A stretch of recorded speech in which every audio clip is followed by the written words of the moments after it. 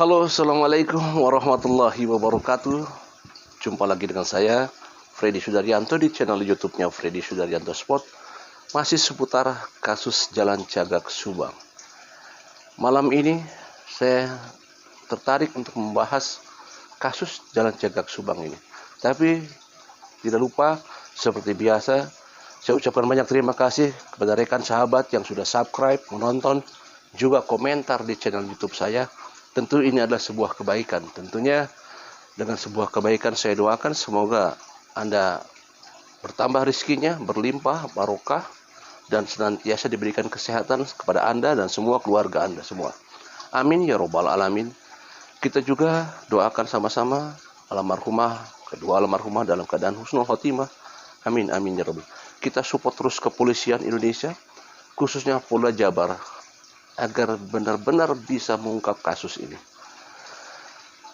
Ada yang menarik yang saya pengen bahas adalah apakah pada saat Banpol, katakanlah Banpol, saya bukan mengas Banpol ini, Banpol itu kalau kita lihat kronologis di media, itu datangnya yang diduga adalah seorang Banpol, dia masuk menuju ke TKP, sementara di SMA di seberangnya sudah ada Danu dan tim, yaitu ada Wahyu, Kosasi, Opik di sana. Satu pertanyaannya adalah, yang kita tahu bahwa mereka diperintahkan atau Danu diperintahkan oleh Yoris untuk menjaga TKP. Walaupun ini juga jadi pertanyaan, karena pada waktu yang bersamaan adalah waktu pada saat pemakaman. Waktu pagi-pagi, jam 9 pagi itu saat pemakaman. Kenapa Yoris memerintahkan Danu untuk standby di SMA 1? Alasannya untuk menjaga TKP bila mana nanti ada orang yang masuk. Secara nalar ini sebenarnya sudah tidak masuk kalau menurut saya. Kenapa? Karena itu kan baru satu hari ya, tanggal 19 itu pemakaman.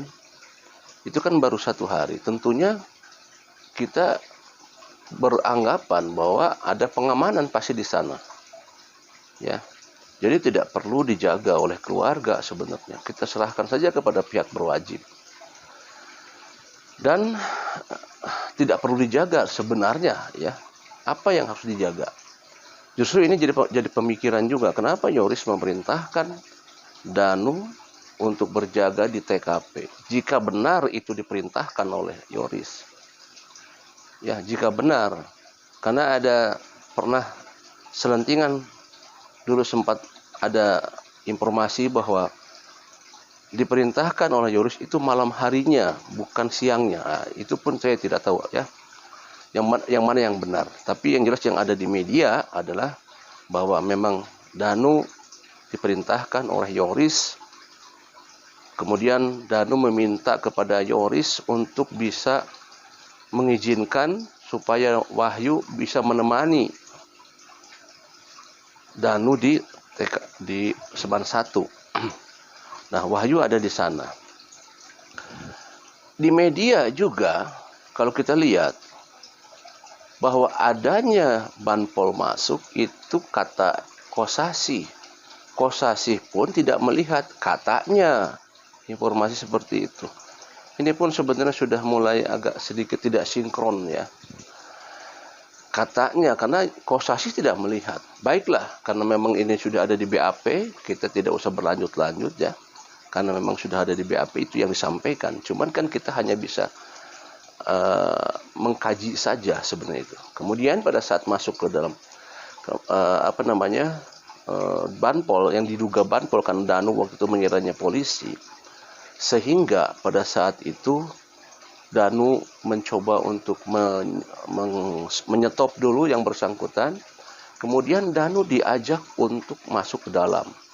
Informasi kan seperti itu. Kenapa Danu mau masuk ke dalam? Karena dikira Danu adalah katanya itu polisi. Seperti itu. Seperti yang kita lihat di media, pakaiannya coklat ya, pakai sepatu bot dan lain sebagainya, yang dikira Danu adalah polisi. Apakah itu memang benar banpol yang ada di foto itu? Saya pun tidak tahu. Karena saya baru mendengar selentingan siapa yang disebut dengan banpol tersebut. Ada inisial U disampaikan di media bahwa ada inisialnya U waktu itu ya. Sempat di salah satu YouTube dulu disampaikan. Nah, apa yang mereka kerjakan di dalam? Tentunya yang mereka kerjakan di dalam adalah mereka hanya berdua yang tahu. Pertanyaannya, apakah hanya berdua mereka di dalam? Tentunya dua orang inilah yang tahu, Danu dan yang disinyalir adalah banpol.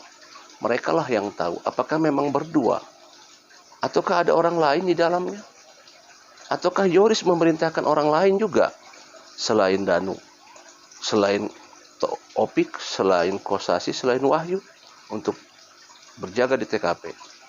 Tentu jawabannya ada di Yoris ini semua. Di dalam TKP, di media disampaikan bahwa Danu membersihkan bak mandi. Kemudian lantas di mana banpol pada saat Danu menguras bak mandi? Setelah kita lihat dalamnya TKP dari channel Misteri Mbak Suci, begitu sempit ruangan yang ada di dalam, begitu sempit toilet yang ada di dalam itu yang berwarna biru itu. Lantas di mana banpol? Berapa lama mereka berdua ada di sana? Apa yang mereka kerjakan selain membersihkan bak mandi? Tentunya sekali lagi hanya mereka yang tahu. Pernah saya wawancara Danu mengatakan bahwa Danu keluar terlebih dahulu dari TKP dan saya tanyakan kemana banpol keluarnya. Danu tidak mengetahui karena Danu keluar terlebih dahulu. Itu yang disampaikan di salah satu channel YouTube saya pada saat saya wawancara Danu waktu itu. Sempat ini rame diberitakan di media waktu itu bahwa apakah benar banpol itu ada? Ya, sempat rame itu. Karena memang tidak ada sosok banpol di media. Sempat memang waktu itu salah satu channel YouTube yaitu Anjas Thailand melansirkan suara dari banpol tersebut. Tapi bukan suaranya, tetapi hanya diucapkan oleh Anjas apa yang dikatakan oleh banpol tersebut. Tidak ada videonya. Informasi yang didapat bahwa video itu ada di Pak Kades. Nah, sementara sampai sekarang belum ada video percakapan Pak Kades dengan banpol tersebut. Oke lah, apapun itu, katakanlah ada dan tidak daripada percakapan itu. Pertanyaannya sekarang adalah, apakah tujuan daripada banpol tersebut? Satu, diperintahkan oleh salah satu petugas kepolisian. Apakah tujuannya untuk menguras bak mandi? Untuk apa tujuannya menguras bak mandi di hari kedua pasca proses identifikasi? Proses identifikasi dilaksanakan pada hari tanggal 18. Apakah hari kedua tanggal 19 itu masuk juga proses identifikasi? Kita tahu bahwa pada saat itu tidak ada pihak kepolisian di TKP. Karena apa? Karena masuknya dua warga sipil ke dalam TKP, yaitu Danu dan banpol. Dan sore harinya masuk juga beberapa orang, walaupun didampingi oleh pihak petugas. Artinya ada orang yang masuk ke dalam TKP. Kembali lagi, tujuan daripada petugas polisi menyuruh yang diduga banpol ke dalam TKP untuk menguras bak mandi. Apa tujuannya ini? Ya, kan ini sebenarnya tidak masuk dalam nalar kita. Tujuannya untuk apa? Ini sudah di polis lain. Kenapa mesti dipikirin lagi masalah bak mandi harus dibersihkan? Sempat di media bahwa Banu menemukan cutter dan gunting. Apakah cutter gunting ini adalah sebagai petunjuk atau sebagai sesuatu yang ditunjukkan untuk membuat suatu pemikiran berlanjut dan berkembang? Tentunya kita hanya bisa mencermati. Danu diperintahkan oleh Yoris. Apa tujuan Yoris untuk berjaga di sana? Menjaga TKP. Ini pun tidak masuk di nalar. Tidak perlu dijaga TKP. Sudah ada polis lain. Pasti sudah ada petugas. Walaupun memang kita tidak tahu tidak ada petugas. Padahal hari ke-19, informasi yang disampaikan bahwa masih banyak orang di sana. Masih banyak keramaian di sana. Tapi kita lihat di foto Banpol yang kita lihat di media, itu jalan sangat sepi. Ya, misteri sebenarnya ini. Tapi semua sudah masuk BAP. Semua sudah masuk BAP. Menjadi pemikiran kita, kenapa? Karena ini adalah hari krusial, di mana 1 hari pasca kejadian, disitulah sebenarnya hal-hal yang memang diperlihatkan oleh beberapa orang seperti adanya percepatan. Kalau kita lihat, kita amati seperti adanya percepatan. Percepatan apa? Percepatan dalam tindakan. 1 hari setelah pasca kejadian.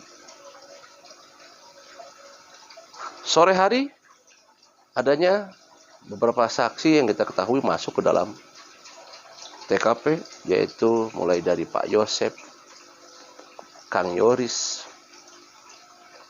Pak Arif, Pak Mulyana, dan ada lagi beberapa orang termasuk didampingi oleh pihak kepolisian. Alasan pertama yaitu diminta untuk mengambil kucing. Kita kembali lagi ke belakang. Kita bukan lagi pengen membahas ini, tetapi ini menarik sebenarnya kalau dibahas. Untuk sekedar mengambil kucing masuk ke TKP. Sempat terjadi adu perdebatan antara Yoris dan Pak Yosep karena waktu itu masih berbeda PH.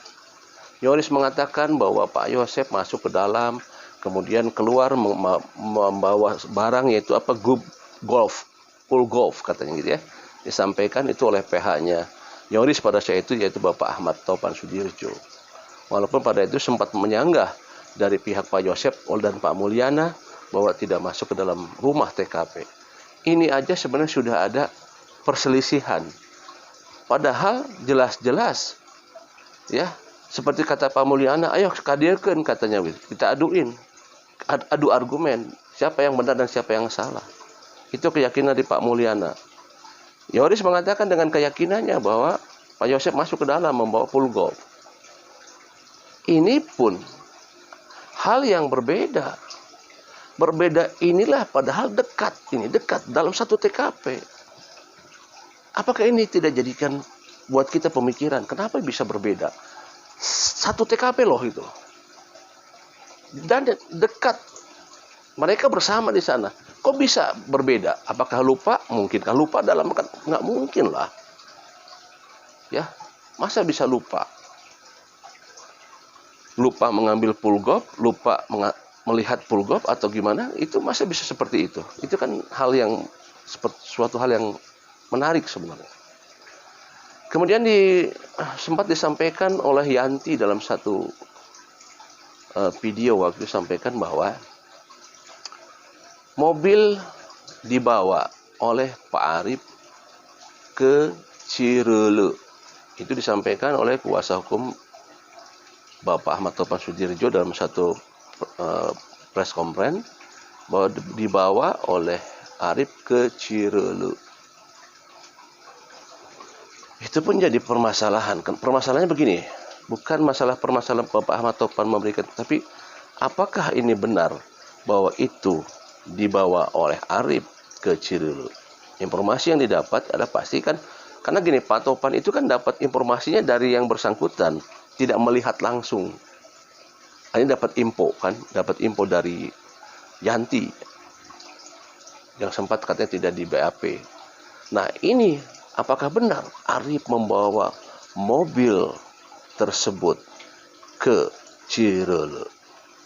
Dan apa yang dimasukkan pada jam 4 sore itu ke dalam mobil Yaris tersebut? Barang apa yang dimasukkan selain kucing, selain apakah ada yang lain dibawa? Kita tidak tahu. Mereka lah yang tahu. Tapi apakah benar Arif membawa ke Cirele? Kalau misalkan benar berarti sesuai dengan BAP. Nah, jika tidak benar, misalkan sekali lagi, jika tidak benar bahwa Pak Arif membawa mobil itu ke Cirele, berarti ada kebohongan di sana. Nah, kalau misalkan kebohongan itu terjadi, berarti ada upaya. Tapi kembali lagi, bahwa yang sudah di BAP adalah informasi yang disampaikan Pak Arif membawa mobil ke Cirele. Oke, ini menarik lagi. Seputar tanggal 19, Banpol masuk, ada proses pemakaman, Banpol masuk, beberapa saksi sorenya masuk ke dalam. Di tanggal 19 inilah sebenarnya yang sangat krusial. Saya bukan penyidik, tapi saya orang awam. Tetapi kita bisa berpikiran di situ ya, ada kejanggalan. Apalah penyidik, mereka yang sudah berpengalaman tentunya bisa menangkap ini semua. Semua pasti sudah dikonfrontir. Ya, semua sudah dikonfrontir. Apakah juga ini dari konfrontir ini pihak kepolisian sudah mengetahuinya? Tentu sudah. Kita tunggu sebenarnya ketegasan dari pihak kepolisian. Demikian, Assalamualaikum warahmatullahi wabarakatuh.